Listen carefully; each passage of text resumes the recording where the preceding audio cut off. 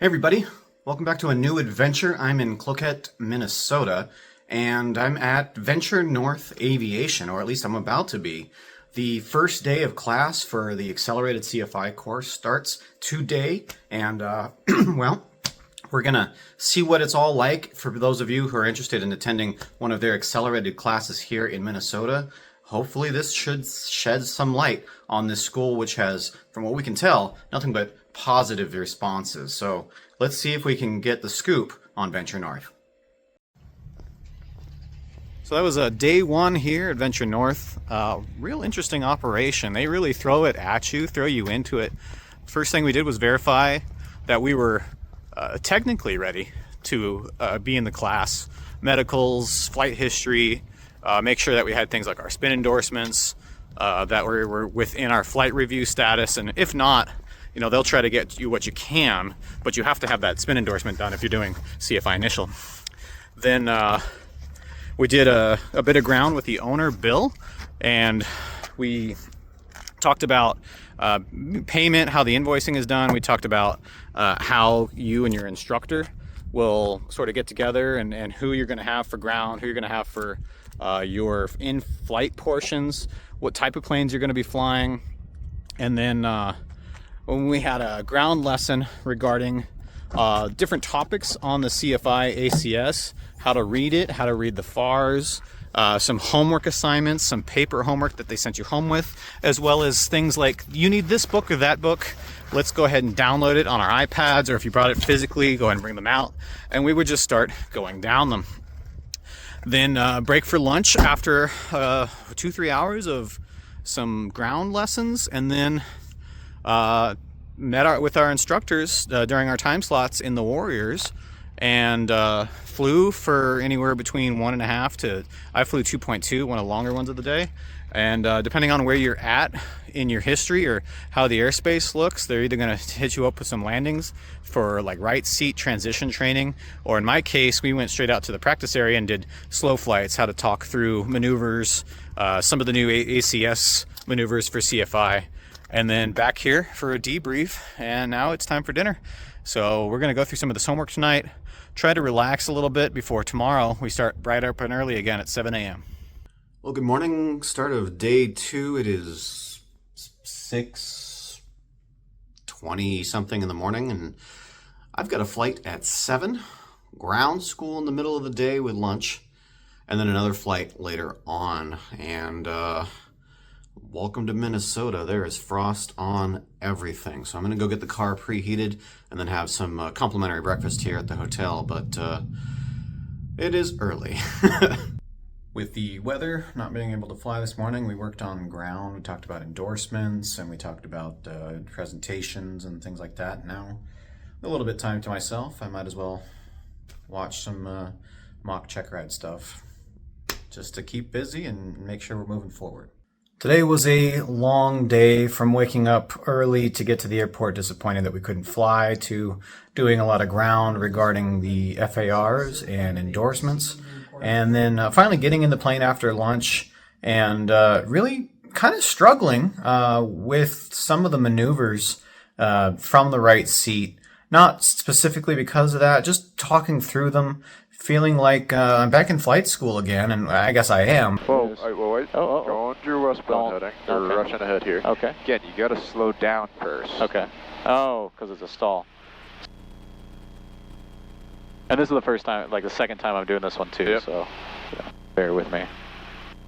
Oh, actually, could you mind showing me one so Right. jog my memory Here, here? my flight controls. You've got the controls. But really, I think the time change combined with waking up way earlier than I'm normally used to. So I'm going to try to get some good sleep tonight.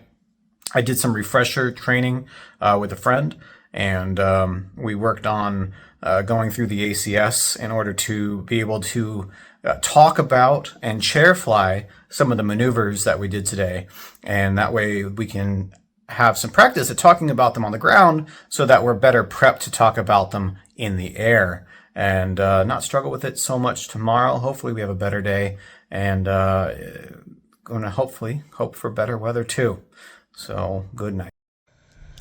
Well, it's 7 in the morning here at Venture North, and about 28 degrees, and we are going flying. There's no moisture in the air today, and the sun's starting to come up, so we should be able to get 2 flights in today.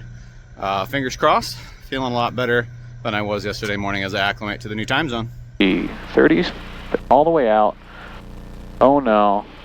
Left, right turn. There's the stall. There it is. Full power, get coordinated. Lots of right rudder, then we pull it out. It's full left rudder. Yeah. Right aileron enough to maintain 30 degrees. Okay, gotcha. All right, started day 4. Had a good night of study, and actually get to get here at 9 now without any early flights. So hopefully that little bit of rest will help me nail some of these performance landings from the right seat. Let's get to ground. This is where we do our ground training. Today we learned a lot about the FARs and the ones that are associated with pilot training. Here above on the second floor, we've got a bunch of individual learning rooms and a hangar where they put things down for the night. And then in the back of the upstairs here, facing the runways, is just sort of a lounge where they sometimes do ground as well when the other classrooms are full, but also just a place people can congregate, have lunch, things like that. They also have a Redbird here for the instrument students. And a good look at the airport.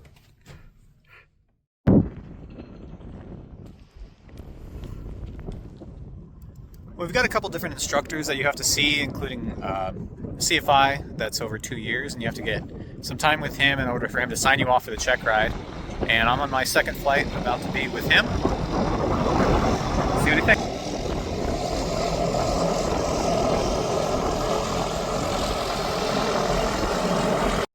All right, one last checkout flight before tomorrow's test. Student, there's a lot going on here. Yeah, they're overwhelmed just being in the air. So you want to try to relate to them with things that they're already familiar with. Like, for example, when I teach a climb to a brand new student, I'm like, okay, how can we tell the aircraft's climbing right now? So, Okay. I'm looking straight ahead of me. Where's the nose out in front of me? Just above the horizon out there, where that land meets the sky. I'm also looking out to my left and right, and I see the wings are tilted upward, and down below, the trees are getting smaller. Okay. All right, here's the big day. Let's see if all that work paid off.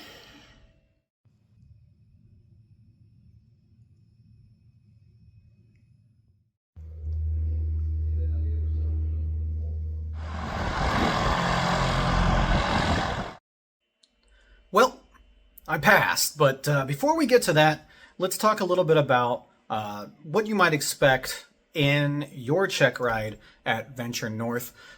Just getting there, you can expect to be taught how basically the school works in short, how the payment works, that you'll have a one-on-one instructor, but some things that they won't tell you here, or that might just slip through the cracks, no fault of their own, they're very busy, right? Is your class time starts at 9. Make sure you get there a little bit early. They're going to have everybody get into the back room and explain all the stuff about their upcoming week, which you should expect while you're there. You're going to be assigned an instructor. Make sure you get their number. That they're going to be the ones that tell you when you're expected to fly. Don't expect to have like a schedule or calendar, something that you can look at on your phone, for instance, and make sure that you have communication with them. They are paid salary, which means that you can request time if you can't fly or if the plane's busy or if there's a maintenance thing. Don't be afraid to use that time towards ground. Make sure you get everything you need for that oral and everything you might need for the future, either as an instructor or as a commercial pilot or instrument pilot, that can benefit you for when you are finished with your check ride and you're back home, right? Because we're not just studying for the check ride, although that is primarily what we're there to do. We're also there to become better pilots. Okay, so make sure that you have good communication with your instructor and that you schedule some ground. Put it on them to make sure that they know that you want to do some ground. Don't just make them provide the dates and times for lessons. Ask, hey, when are you free from some ground? Let's schedule that. You're going to be taught, if you're a CFI applicant going to Venture North, the 5-step teaching process, which is going to be communication, clearing the area, talking about the maneuver that you're about to do, and as well as making a radio call. So that's communication. You're then going to perform the maneuver. You're going to talk your way through the entire maneuver, explain what you're doing as you're doing it, and then you're going to finish the maneuver, clear for, and then as you're getting ready for cruise flight at the end of it, you're going to talk about some common errors and ask if the instructor or the applicant has any questions that you're instructing. And you're doing that for each maneuver, right? And they'll show you how to do that. That'll be ingrained in your brain so that when you leave, you can kind of make sure that you're continuing to do that at your home airport, teaching new students. As you get closer and closer to check rides, your flights will be less familiarization and more guided towards passing that check ride. And don't be afraid. You get 12 hours in your bill that includes plane time. Remember that instructor time is covered by the school, right? So you don't have to worry about, am I paying the instructor fees? No. You want as much flight time as you can get. Obviously use all 12 hours, right? You're paying for them. And then if you need a couple more, I took 2 extra flights on Saturday and Sunday just so I didn't lose what I had on Friday, and that there was some better weather days. I made sure to use those, and I paid for them, obviously. I had a couple, almost 3 hours extra on top of the 12, but I'm glad I did. So don't be afraid to schedule that extra time with your instructor, or maybe even if they're not available and there's another instructor available and the plane that you're using, you will get to use the same plane throughout your training, which is nice because you don't have to refamiliarize yourself between the different planes. Is make sure you feel comfortable with the maneuvers and talking through them for your check ride. Definitely suggest making sure that before you come that you're familiar with the oral presentation. So if you have slides or you have a binder, preferably something you can plug into their big TVs. Like I brought my laptop here, but also you can cast your tablet or your phone or what have you up there, probably not your phone. And then you have other resources handy like your AC 6165, the endorsements AC for us CFIs. And then that you don't start looking at those for the first time when you get here, if you can help it. And that way you can start talking through those slides at least once. Make sure you've given it a good look. Some of the things on it, if you have the slides from the school, needed to be resized, massaged a little bit to fit better on the page. Some of the text formatting could have used a little bit of help. And then some of the acronyms, I like to change the wording around so that they make sense for mnemonics. And then you're basically just practicing ground. And then the other task I would recommend you do is if you're in a class, like we were in a class of 5 CFI applicants, we all got each other's numbers. And so by the end of the week, we were all in the same kind of mindset. We're all kind of going through the motions and we're all bouncing these things off of each other so that if we don't cover something with our CFI, we talked about that. And this is what my CFI suggests. Right, so that you can have multiple ways to learn. And we all went out to dinner a few times together and talked about endorsements and things of that nature. So we weren't just relying solely on what was in the school to help us out, right? Use any resource you can. You're only here for a week or so. Then the check ride was pretty straightforward. It was mostly going off the slides. And then anytime I could interject a piece of my personal history, anything I can talk about for being a ground instructor, I've been a ground instructor for a couple of years, that I can use to enhance what we talked about in those slides, then I added that in as well. And he really liked that personal attention to the slides that were already there. And you can see he thought, okay, this guy knows what he's talking about. He's not going to waste our time, if you seem prepared, really digging in. So make sure that you aren't just reading from the slides verbatim, that you have some inflection in your voice, that you know what you're talking about, and that you feel confident in teaching the material asked. And he can ask you several things. They're going to go over what's mandatory in the packet.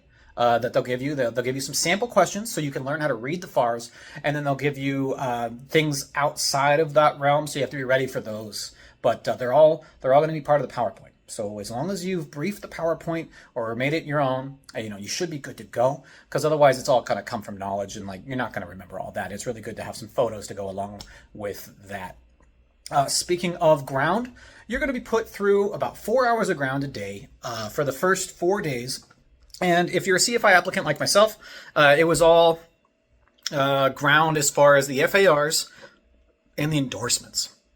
So we learned all about all the endorsements one would need from initial TSA all the way through solo, all the way through private, commercial, CFI, and then additional endorsements that you might need for like tail wheel, complex, high performance, etc. So you'll learn how to not only find out what endorsements are needed when, using the ACs, but also how to make sure that you've satisfied the requirements to sign off those endorsements using the FARs themselves. And that's a big deal. That's something that can be overwhelming for somebody. That book is really large. I definitely suggest if you don't have a current FAR, buy the app. Buy the app on your phone. That way you can just pull it up on your phone or your tablet, because it's really easy to scroll through that compared to thumbing through the FAR's book. And I noticed in class, those of us with the app were at the section much quicker than the people with a tabbed version of the FAR. And plus, the app is always up to date, and you never have to buy the next one. So if you buy the app early, you don't have to buy each year's, and you're only spending $10 once, basically. Then the check ride is basically going to consist of what you've been doing with your instructor throughout the week, and no real curveballs. Just make sure that you take it very seriously, that you're prepared when you come, and that you're making sure that your availability in the area is purposeful for the task at hand. So we're making sure that we are studying in our off time, we're getting together with the other applicants and students, and that we're asking questions if you have questions, because if you have questions, your students might have questions later, and you might as well have that knowledge in the brain before you leave, because these people know what they're talking about as far as teaching. They do a lot of it. Final thoughts. I'm really happy to be done with CFI. I'll probably come back in a year and a half to learn the G1000 and to get my II with them. That'll help me renew my instructor certificate. But in the meantime, I'm just going to enjoy taking a small break from aviation and just sort of getting through the times ahead and just taking a breath. So if you do go to Venture North, I do hope you are prepared and that you've done a little bit of pre-study before you get here. Maybe take a right seat flight if you're going for CFI, so you can get that sight picture down and understand that the communication is probably, without knowing exactly when you're flying and who you're flying with, is really the only thing lacking. Okay, so don't expect a lot of, hey, next week you're coming out to see, we're looking forward to seeing you. Don't forget to bring this, and this. As long as they say you're on the schedule, you're on the schedule. Be there at 9, just before 9 that first day, and everything will work out. As long as you have communication with your instructor and you can ask them any questions you have about what to expect and what you should be doing to get ready for that check ride, because all they want to do is help you. So make sure you utilize that as a resource. Any further questions, I would definitely suggest reaching out to them. There's a reason why they have such a long wait time, is because they get you through and they instruct very well. And I'm excited to go back and see them again and see how they've grown in the next year and a half. So thanks for watching. I hope you have a good day. And if you're going, good luck.